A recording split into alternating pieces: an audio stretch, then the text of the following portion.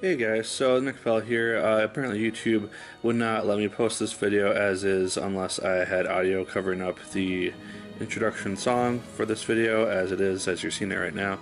So you can probably hear some of it still, but I will stop talking in about 10 seconds when my regular audio starts up. I hope you guys enjoy this video. I worked really hard on it and it's a really fun game. So enjoy seeing scantily clad Velvet and the other members of the Berseria team. See you guys soon. Keep on gaming. Hello once again, players of good video games. My name is Nick Pell and this is my review of Tales of Berseria. Now this is my first time playing a game in the Tales franchise. It is a series that I've been very interested in, but just haven't found the time to dive into recently. It came out on PS4. I was interested because it seemed to be a darker story, and so here's the review of it. Now a couple of points before we actually get into the thick of the review.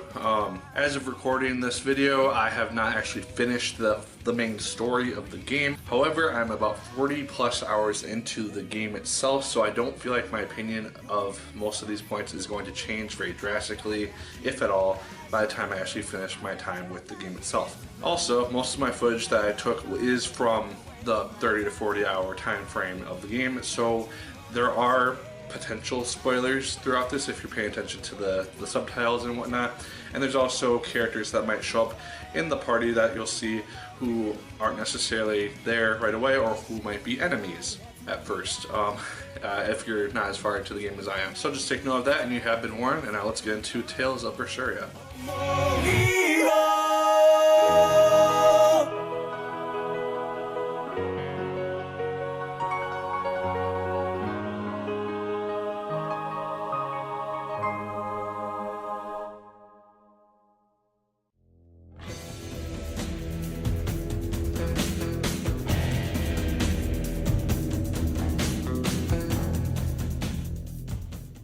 As a gamer, I am somebody who drastically decides to follow the story of a game. That is what I'm generally most interested in when I play a game. I don't really care about multiplayer, and so if it has a good story, I am very interested in.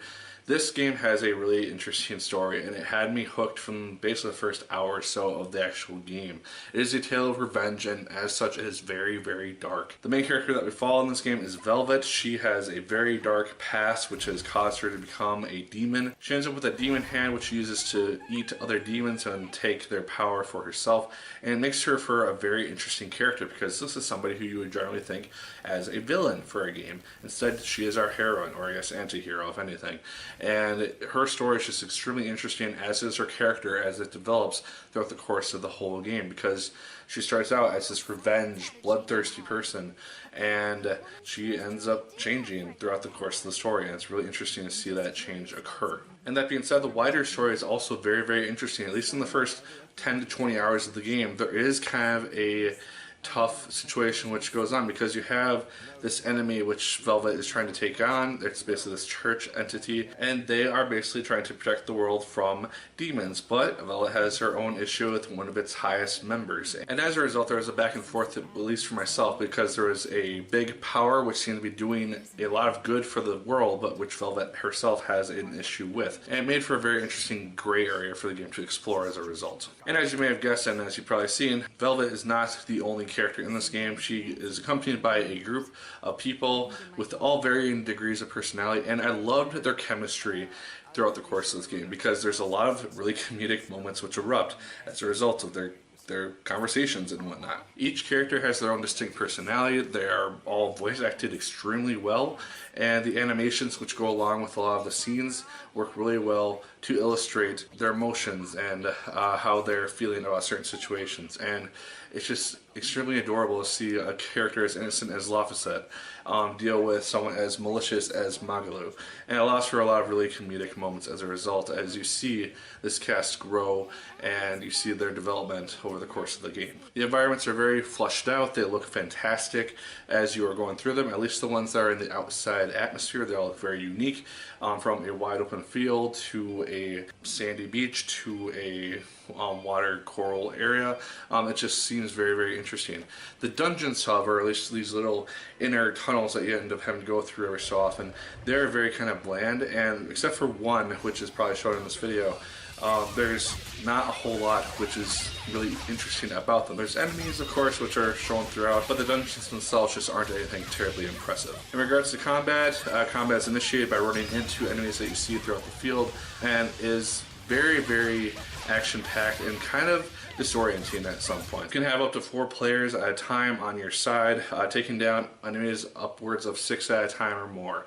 And that can make for kind of a tricky situation where you can't really tell what's happening and become something of a button masher. I found myself, and I've been finding myself, consistently just hitting the X button on the PS4 consistently during combat unless I needed to defend or initiate a special move. And so it really does become kind of a button masher, and as a result, 40 hours into the story, the combat itself has kind of digressed and become kind of just something that you have to do in order to continue to be strong enough to take down these individual bosses. That said, if you do take the time to fight all the enemies that you come across, you will be extremely well prepared for any boss encounters that you come across, and I have yet to find one which has really caused me any significant problems. One interesting feature that the game has, which I wasn't really expecting, is the fact that when you equip an item to a character, yes, it increases their stats, but it also grants them an ability which remains permanent as long as you wear that item for a significant amount of time and increase your grade enough to keep that item on you and its ability. And so that makes for an interesting addition, because the way to stat build and provide extra protection against poison or stuns or stuff like that while moving on and continuing to increase the character's items and keeping them ever stronger. So guys, overall I have really enjoyed my time with Tales of Berseria. Again, I still have a good chunk of the way left to go, I think, and I probably will end up doing a second playthrough in order to potentially platinum this title, but I have been really enjoying myself. I think it's a fantastic game to play. If you have not touched the series at all, I think this is a really good introduction to it, because it's a much darker story and a much more personal story from what I've heard, as opposed to kind of an end of the world scenario. It does have those elements to it towards the end half of the game, but it's not really the main focus. This is very much a revenge-driven story at the very end of the day, and that's something which the game consistently reminds you of, as Velvet is very determined to get her revenge on Artorias. And so guys, those are my thoughts on Tales of Berseria. I'm really enjoying it. 8.5 out of 10 at the moment for me personally. It's probably going to stay there as well. So those are my thoughts on Tales of Berseria. Let me know yours in the comments down below. Did you like it as much as I did? Did you hate it more than I did? Let me know what your thoughts are on Berseria and any other Tales games that you played, and recommendations of ones that I should play. Again, PS4 is my main console right now, so try to choose things in that general realm if you're going to pick something. Like, favorite, comment, and subscribe if you choose. I'd appreciate it immensely. And as always, my people, my name is Nick Pell, and once again, keep on gaming. Pain and suffering. It wasn't just some demon! She was a mother! She was all this girl had! Her one and only mother. Be that as it may, those who possess strong wings must...